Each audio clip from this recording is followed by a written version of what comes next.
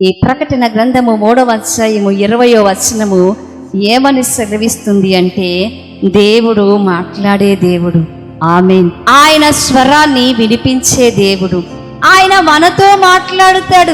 నీ వ్యాధిలో మాట్లాడుతాడు, నీ బాధలో మాట్లాడుతాడు, నీకు కష్టము కలిగినప్పుడు మాట్లాడుతాడు, నువ్వు కన్నీళ్లు కారుస్తున్నప్పుడు మాట్లాడుతాడు, నువ్వు ఆనందంగా ఉంటున్నప్పుడు దేవుడు మాట్లాడుతాడు. మెట్టుకు దేవుని బిడ్డలారా, దేవుని స్వరము మనము వినేటువంటి బిడ్డలము. దేవుని వాక్యము చెప్తా ఉంది, నా గొర్రెలు నా స్వరము వింటాయి. మరి దేవుని స్వరము వినేటువంటి మనము, మరి దేవుని స్వరము ఎలా ఉంటుంది?